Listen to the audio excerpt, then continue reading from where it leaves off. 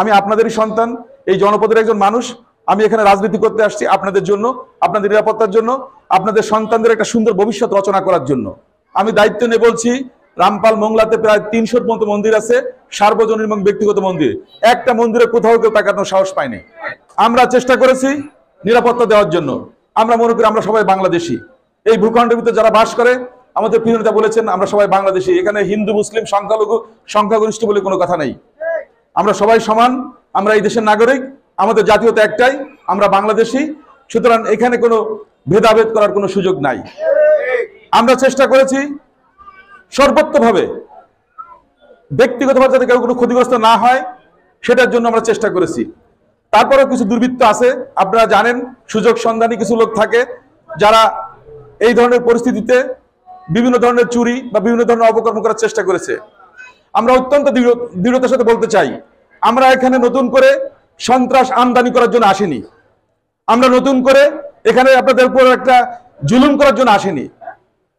আমরা হিংসার রাজনীতি, প্রতিহিংসার রাজনীতি করার জন্য আসিনি।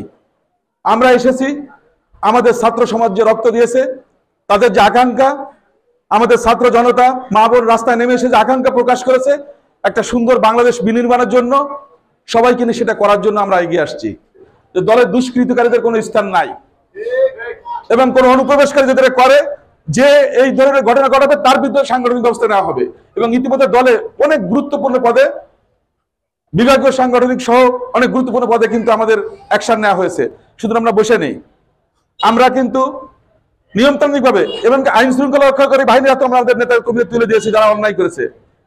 আমার কথা হচ্ছে, এদেশের প্রত্যেকটা মানুষ তার অধিকার ভোগ করবে, তার সম্পদ ভোগ করবে, তার যে নাগরিক অধিকার, তার যে নিরাপত্তা, সেটা সে সম্পূর্ণ এনজয় করবে।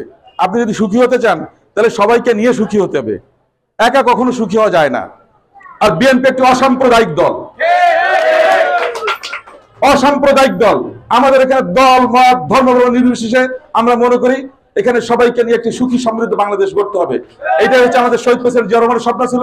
দেশনেত্রী বেগম খালেদা জিয়া সেটার জন্য চেষ্টা করেছেন, আমাদের সকল ধর্মের সমান সুযোগ সুবিধা নিশ্চিত করেছেন। দুর্দান্ত সব উপাদানে তৈরি ঝাঁঝালো স্বাদের প্রাণ ঝালমুড়ি, এই ঝাঁঝ সেই ঝাঁঝ। আগামীতে জনগণ যাদেরকে ভোট দিবে তারাই সরকার গঠন করবে, এখানে অন্য কোনো প্রক্রিয়া নাই, অন্য কোনো সুযোগ নাই। আর আমি মনে করি ব্যক্তির চেয়ে দল বড়, দলের চেয়ে দেশ বড়। আমার দল যদি বাঁচে, আমার দেশ যদি বাঁচে, তাহলে আমরা সবাই ভালো থাকবো। আমি চাই আগামীতে এই জনপথে প্রত্যেকটা মানুষ নিরাপত্তা নিয়ে তারা চলাফেরা করুক। রাস্তায় প্রত্যেকটা নারী যেন রাত 12টার সময় যেন নির্বিঘ্নে চলাফেরা করতে পারে, কেউ যেন তাদেরকে তাকানোর সাহস না পায়। আমাদের প্রত্যেকটা সন্তান যেন রাস্তায় ঠিক মতো চলাফেরা করতে পারে, স্কুলে যেতে পারে। এখানকার প্রত্যেকটা মা বোন যেন কর্মসংস্থানের সুযোগ পায়। প্রত্যেকটা ঘরে ঘরে যেন আমরা একটা ছোট ইন্ডাস্ট্রি করতে পারি, যার মধ্যে দিয়ে তারা আত্মকর্মসংস্থান তারা করতে পারে। প্রত্যেকটা মানুষ যেন এই জনপদের যে সম্পদগুলো আছে, বিশেষ করে আমাদের ইপিজেড, আমাদের যে মোংলা বন্দর, আমাদের যে সুন্দরবন, আমাদের যে বিশ্বমানের যে সম্পদগুলো আছে, এগুলোতে আমাদের কর্মসংস্থানের ব্যবস্থা করতে হবে। এখানকার মানুষকে স্বাবলম্বী করতে হবে। চুরি বাটপারি আমরা শিখাতে চাই না। আমরা চাই আমাদের সন্তানরা যোগ্য হিসেবে তারা আগামীতে তাদের চাকরি পাবে, তাদের নাগরিকত্ব যে সুযোগ সুবিধা সম্পূর্ণ তারা ভোগ করবে। প্রত্যেকটা মানুষ এই জনপদে নিরাপদে থাকবে। এখানে আমরা যে এখন যে একটা সাম্প্রদায়িক যে সম্প্রীতি আমাদের বিরাজ করছে, এটাকে নষ্ট করার জন্য অনেক ধরনের চক্রান্ত চলছে। আমি মনে করি এটাকে আমাদের প্রতিহত করতে হবে। আমাদের প্রত্যেকটা নেতাকর্মীকে এই ক্ষুদ্র স্বার্থ পরিত্যাগ করে বৃহত্তর স্বার্থে, একটা সুন্দর দেশের স্বার্থে এগিয়ে আসতে হবে। অহংকার পতনের মূল, অহংকার করতে নেই। আমরা সবাই মানুষ, সবার প্রতি সম্মান দেখাতে হবে, সবার প্রতি সবাইকে শ্রদ্ধা করতে হবে। এটাই হচ্ছে আমাদের মূল মানুষত্ব। আমাদের প্রজন্মকে সুশিক্ষা দিতে, সুনাগরিক বানাতে এবং আগামীতে তারা যেন এই দেশকে এগিয়ে নিতে পারে, আমাদের বাংলাদেশ যেন আন্তর্জাতিকভাবে একটা উচ্চ পর্যায়ে যায়, সেটার জন্য আমাদের কাজ করতে হবে। আমরা চাই আপনাদের মতামতের ভিত্তিতে একটা সুন্দর সমাজ তৈরি করতে।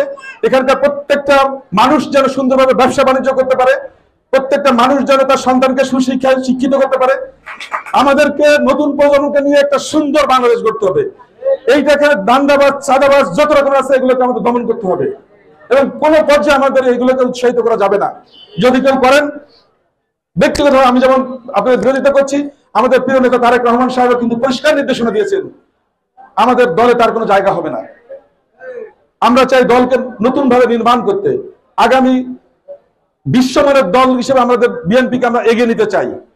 আমরা কোনো সংকীর্ণ রাজনীতি করতে চাই না, আমরা কোনো ব্যক্তি বা জনগোষ্ঠীর রাজনীতি করতে চাই না। আমরা চাই এদেশের সেই 55,000 বর্গ মাইলে যারা বাস করে সব মানুষের জন্য একটা সুন্দর পরিবেশ।